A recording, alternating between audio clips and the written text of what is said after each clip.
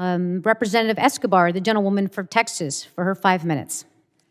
Thank you so much, Madam Chair. I really appreciate the opportunity to wave on to the committee today, and thank you for hosting this very important hearing. I want to thank all of our panelists for being here. I serve in Congress representing the U.S.-Mexico border community of El Paso, Texas. I am a lifelong El Pasoan, a third-generation proud border resident, and I am so proud to uplift the voice of my community, which has always engaged with migrants in the spirit of goodwill, welcoming the stranger, really embracing true American values. You know, our Republican colleagues can't have it both ways. Just weeks ago, they decried President Biden as not doing anything on the border. And then when he lifts Title 42, claiming what he was doing was working, so let's keep doing what he was doing. The fact of the matter is migration patterns have been changing, and we started seeing that change 10 years ago. Not during the Biden administration, not during the Trump administration, but before that.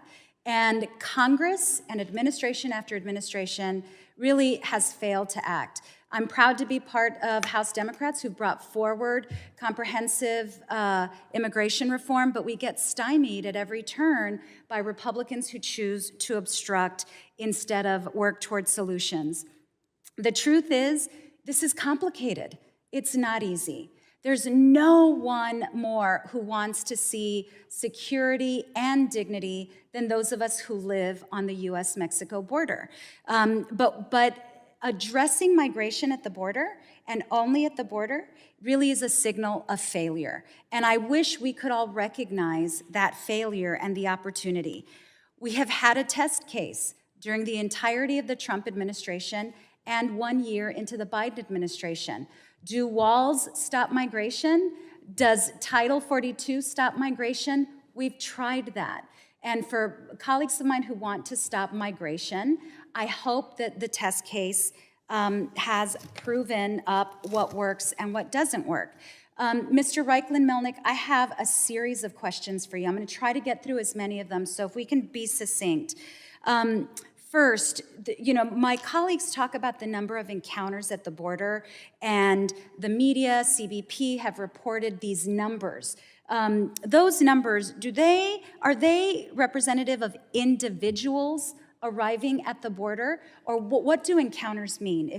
Succinctly, if you could tell us. An encounter is an arrest of an individual by Customs and Border Protection. So importantly, the same person can be arrested multiple times. In my opening statement, I talked about one person arrested 30 times and expelled every time under Title 42.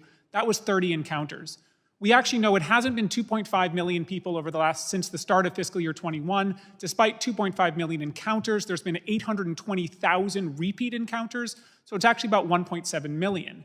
And in addition, border crossings are actually lower than they were 20 years ago. And I'm going to interrupt you. That takes me to my next question. So the sheriff mentioned this is the worst he's ever seen. And again, mind you, with walls and with Title 42, it's the, quote, worst he's ever seen. How do the numbers of encounters, you were about to get into that, what we've seen in the last year, how does that compare over time? Yeah, so 20 years ago, people weren't coming through Cochise County. They were coming through the Tucson sector, which is also included in that, but they were coming a little bit further over west, and primarily in California as well. But also, we had far fewer Border Patrol agents and far less surveillance at the border. So in fiscal year 2000, when there were 1.7 million encounters, CBP and DHS estimates that there were an additional 2 million undetected unlawful entries. That's not the case today. Perfect, thank you. Very quickly, when members say people need to get in line or do it the right way, yes or no, has Congress created a line or a right way? For almost every migrant who comes to the border, the right way is to cross the border and seek asylum, because seeking asylum is legal. There is no other pathway. When was the last time Congress updated immigration law? 1996, but that was basically the last time. So it's been almost 25 years. Thank you. I'd like to just talk a little bit about, in my remaining few seconds, securing the border and the question around whether the border has been secured. For over a decade, Republicans have told Democrats, if you will just secure the border, we'll give you comprehensive immigration reform. Hundreds of millions of dollars later into border security, there's been no movement on comprehensive immigration reform. And the more that we shrink legal avenues, which is what's happened, the more that we should anticipate that we will see more irregular crossings. So I invite Congress to work on real solutions. Madam Chair, I yield back. Thank you. I want to thank our panelists. I want to thank all the members for questions. I think this is a very important hearing. I think it's timely. Title 42, as I mentioned, is a tool of the CDC, the Centers for Disease Control, and it was used as a public health declaration. There's been a lot of talk about the rule of law, and frankly, the rule of law is that you can come to a port and you can apply for asylum, and we're not following that rule of law.